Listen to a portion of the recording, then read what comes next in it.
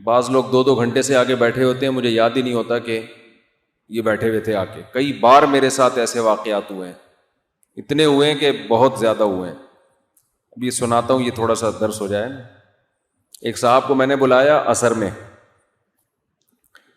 میرے سالے تھے، وہ بتانے میں کوئی حرج نہیں ہے، سگے سالے.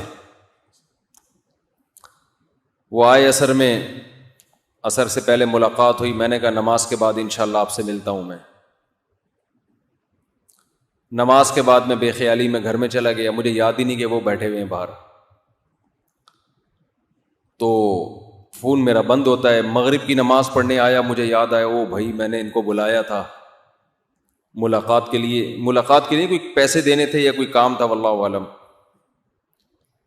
مغرب میں میری ان سے ملاقات ہوئی. میں نے کہا اوہو، مغرب کی نماز کے بعد میں آپ سے ملتا ہوں، معذرت چاہتا ہوں، میں بھول گیا تھا. میں مغرب کی نماز کے بعد ہم اسپیڈ میں نکل گئے. وہ بیچارہ بیٹھا رہا عشاء تک، سالہ، سگا سالہ. عشاء میں میں نیچے آیا تو مجھے یاد آیا او بھائی، اچھا وہ تھوڑے سے ان کے چہرے پہ غصے کے آثار بھی کہ یار اب کوئی حد ہوتی ہے. میں نے کہا واقعی یہ میری غلطی ہے. الحمدللہ عشاء کے بعد پھر چلا گیا. میں بھول گیا میں کسی کو بٹھا کے گیا ہوں. یہ پرانی بات ہے، اب تو ہم نے کس کو مینج کر لیا ہے، اسسٹنٹ رکھ لیا ہے، وہ سنبھال رہا ہوتا ہے بندوں کو. پھر میں گیا ہوں تو مسلسل کال آ رہی ہے. اچھا بچے بھی ہمارے باہر آئے تو اس نے بچوں سے بولا، بچے کہیں ادھر ادھر ہو گئے، پھر وہ بتانا بھول گئے. بچے تو بچے ہوتے ہیں. 11:30 12 بجے میں نیچے آیا ہوں.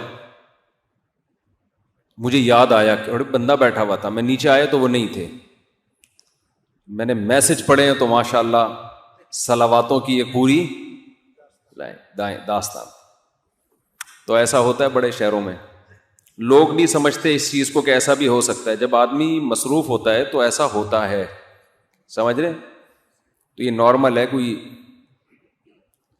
یا تو یہ نا یہی کام ہے دنیا میں اور کوئی کام نہیں ہے، تو اس کو اب ہم نے مینج کیا کہ تاکہ سالے کے ساتھ تو ایسا ہو گیا، ان سے تو ہم نے معذرت کر لی، سمجھایا، منا لیا، گلے مل کے روئے، جو بھی کرنا تھا، لیکن مزید نہ ہو لوگوں کے ساتھ.